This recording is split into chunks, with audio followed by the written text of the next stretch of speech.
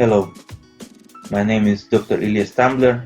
I am Chief Science Officer of the Movement for Longevity and Quality of Life, a non-profit in Israel, and I'm also Director of Research and Development in Shmuel Arofet Geriatric Medical Center, also in Israel. Thank you for inviting me to this conference, even remotely, to contribute some small part about the discussion of future in Africa, because I do believe that Africa is the future in terms of economic development, in terms of demographic development, and I'm happy to contribute a little bit to the discussion of this future. I will raise the topic of longevity, which I hope will also be a part of Africa's future, health and longevity. So my topic is longevity, and more specifically, the need to promote health and longevity research, development, and application in Africa and around the world. What does it mean exactly, promotion of health and longevity, and how do we go about it? So, what we mainly mean is that we extend our healthy life expectancy, our healthy longevity, by fighting what mostly shortens our healthy life expectancy, what brings most diseases, what kills us the most, and that is the aging process. The aging process is the main root cause and the main risk factor for all age-related diseases: cancer, diabetes, heart disease, neurodegenerative diseases. So if we really want to prevent those diseases and extend our healthy life, we really need to find a way to fight or to therapeutically intervene into degenerative aging processes. That is the main point of our advocacy.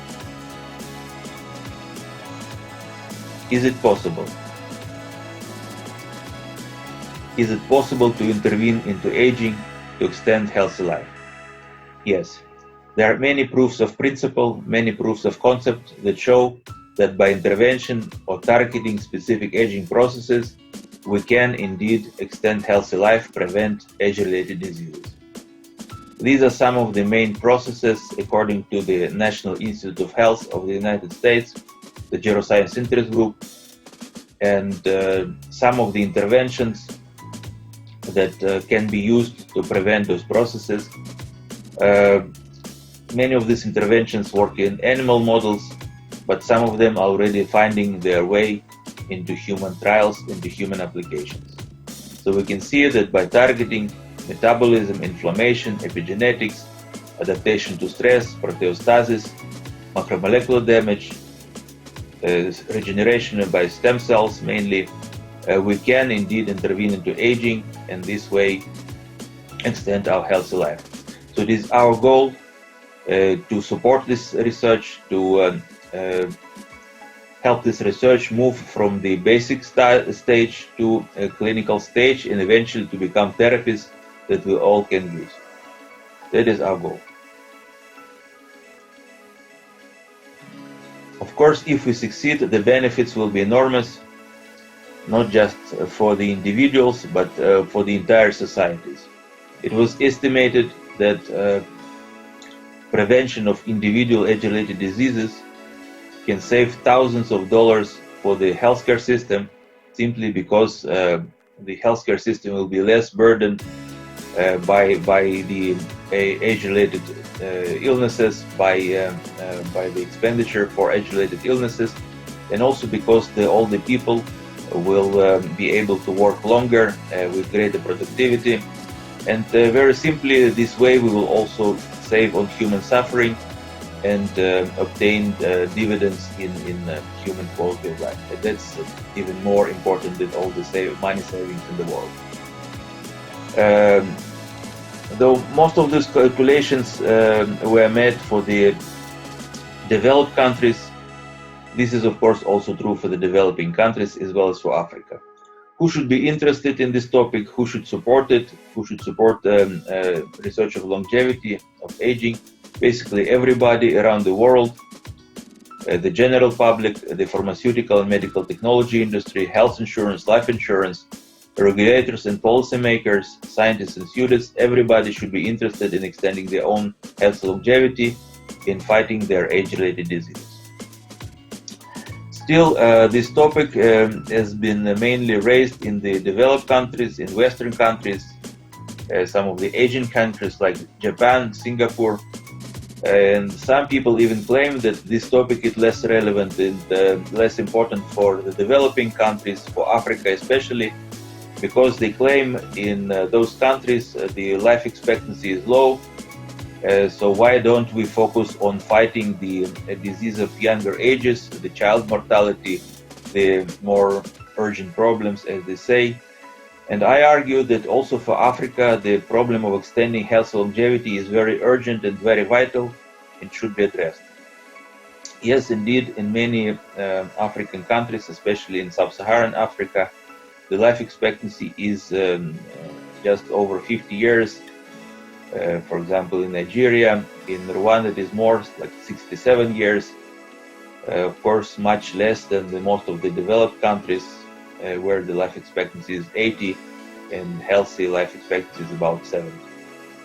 And still, I argue that extension of healthy life expectancy is very urgent for Africa, mainly because perhaps life expectancy is not yet very high, but it is rising very rapidly. If in the developed countries the increase in life expectancy is just a couple of months every year, in Africa about 8 months are added every single year. You can imagine that in 8 years we will have several years of increase of life expectancy, which means the problem of population aging is becoming very acute very fast in Africa. While at the same time, the geriatric facilities, the research facilities to accommodate the problem of population aging is underdeveloped, so you will have a clash, the rapidly increasing demand and the less rapidly increasing offer, and this clash can actually cause a disaster, a massive suffering of the elderly population who will not have the facilities to accommodate them. So we need to think about the problem in advance before it becomes acute, before it cripples the economies of Africa. And also even now, in Western countries, about 90% of the population suffer and die from age-related diseases. Less people relatively suffer from those diseases in Africa, but still in absolute terms about 80% of age-related diseases are in the developing countries, including Africa. So we really, this is actually hundreds of millions of people who suffer from those diseases. So we have to address this problem. We have to make the aging process as less painful as possible for these people, to extend healthy life as much as possible for people in Africa. So I hope we all realize the significance, the urgency of this problem. So what do we do actually? My topic is not so much about science, rather about social advocacy, social activism, the things that the people, common people can do, not just scientists. Of course, scientists do their job, but it is our jobs as society to help scientists to support their work, to strengthen citizen science, to change public health policy and research policy in favor of longevity research and development. How do we do this? By education, advocacy, and activism. As for any topic, for any social cause that we need, we feel that should be strengthened, we engage in advocacy and activism, and exactly in the same way we should engage in advocacy for health and longevity research, because otherwise it will not receive the necessary support. We can engage in advocacy at every level, from the international to individual. Starting from the international level, there are important framework documents such as the WHO program on the global strategy and action plan on aging and health. And now they will soon start a new program, the Decade of Healthy Aging, by the World Health Organization. which argues for the need to improve healthy life expectancy for the people around the world, and also argues for the need to improve research and innovation for this purpose. So we must, as advocates, we must be aware of those programs and bring those programs to policymakers, so they will not just remain on paper, but they will become actual policies for the advancement of the field. Now, at the national level, we need to develop certain sets of policy recommendations for the advancement of aging and longevity research and its rapid translation to the public, to the clinic. This is the position paper that we created for the International Society on Aging and Disease, called The Critical Need to Promote Research of Aging and Aging-Related Diseases to Improve Healthy and Productive Longevity of the Elderly Population. This position paper was translated into 12 languages, quoted about over 100 times in scientific literature, and submitted to several governments. And of course, these recommendations are universal and can be used in any country. Basically, we suggest improving funding for aging-related research, creating incentives for this research, and increasing institutional support. Of course, for every country, the circumstances are different and can be adopted, but these are some of the main guidelines. Still, the main unit of advocacy is individual organizations, individual non-profit organizations or for-profit organizations. This is where most of the advocacy, most of the activism takes place. This is most of the educational activity is created. In our associations, the Movement for Longevity and Quality of Life, and another one, the Israel Longevity Alliance, we emphasize education and awareness for longevity research, communication and support, as well as analysis and data processing on aging. And of course, similar activities can be done by other organizations, but it's important that such organizations to promote longevity research and therapy are formed in every country and do what is feasible for them. Of course, we understand that things that are feasible in Israel may not be so feasible in Rwanda or in Nigeria, but still some similarities can be found, and whatever is possible to advance should be advanced. And even without waiting for the governments to take on this agenda to set the goals of health and longevity extension, every one of us can advance this goal individually, simply by researching, by studying more about the longevity science. Even at the non-professional popular level, study relevant fields, because every field can be eventually related to longevity. Join others, not necessarily professional organizations, even some study groups or even social media groups, Facebook groups. We have a very nice group on Facebook called Longevity Africa, where we combine some of the strongest activists for longevity from several countries in Africa, from Nigeria, Rwanda, South Africa. So you're welcome to join. That's one example, and many such examples are possible. Participate in research, volunteer for research, support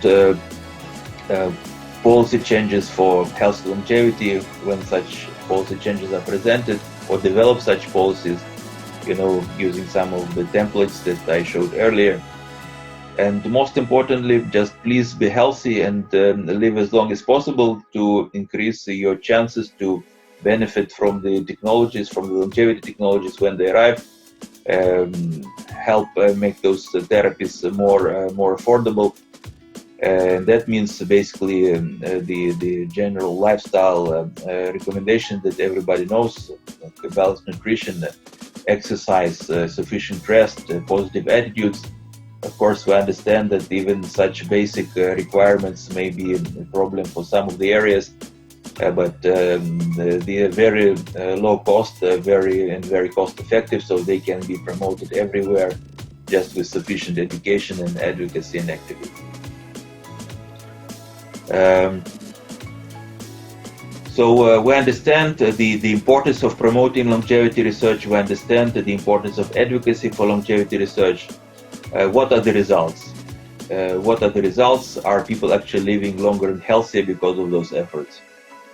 Well, it is still difficult to say. The global longevity advocacy is only recently becoming a recognizable social movement.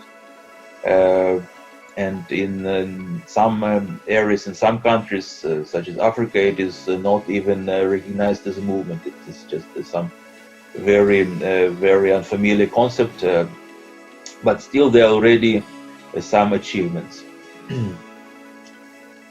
And I hope these achievements can intensify. First of all, there is a lot of activity going on in the United States. There you have initiatives like the longevity dividend and the emergence of the NIH, National Institute of Health, NIH Geroscience interest group that raise support for aging and longevity research in its clinical application. But recently, more and more efforts are focusing internationally. I'm very happy and proud to have been involved in several such initiatives. For example, the position paper that I mentioned, the critical need to promote research of aging and aging-related diseases to improve health and longevity, has been promoted internationally in several countries. At the grassroots level, since about 2013, we promote the so-called Longevity Day or Longevity Month campaign. In October, in the framework of this campaign, hundreds of events, hundreds of small meetings, up to large conferences, hundreds of promotions of publications about longevity science and advocacy were created around the world in dozens of countries, including in Africa. And actually, I'm very happy that also this conference was suggested by the organizers as part of the Global Longevity Month campaign. And this is a very effective and inexpensive way to raise awareness about longevity science, and it's important for the society. And believe it or not, there are already some practical achievements from this activity. For example, one instance that I can mention, in 2017, the World Health Organization did not include the issue of aging into its work program. So we and many of the longevity advocacy organizations raised the public outcry. Hundreds of organizations wrote to the WHO and demanded that the topic of healthy aging is included into its work program. And it was actually included. Our advocacy succeeded. Actually, for the first time in history, healthy aging was included into the WHO work program, with statements like ensuring healthy aging is an urgent challenge in all countries, and that the healthy life expectancy is the main measure, the main indicator of the efficiency of healthcare systems. And this, of course, applies for the entire world, including Africa. Here you have the head of the WHO Aging Department, Aging and Life Course Department, acknowledges this campaign, saying the WHO listened. For the first time, the topic is included, quoting our position paper. So actually, advocacy is able to change public health policy even at the global level. And so this is very encouraging for more people to become involved. And also a very significant achievement by another organization, the International Longevity Alliance. I personally was less involved, but other members of the International Longevity Alliance promoted the inclusion of aging as a modifier into the ICD, into the International Classification of Diseases. What it means is right now, thanks to those advocacy efforts, the WHO's ICD recognizes aging as a risk factor or as a modifiable contributing factor of disease, which may promote more investment, more emphasis on aging as a target of prevention. Still, the main focus of advocacy at the national level, because this is where most of the research and application is done, and this is where most of the funding is distributed. I'm happy to report that we have made some considerable advances in Israel.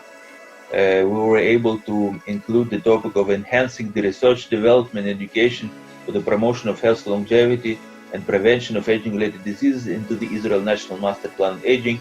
Its report was published just about 1 month ago.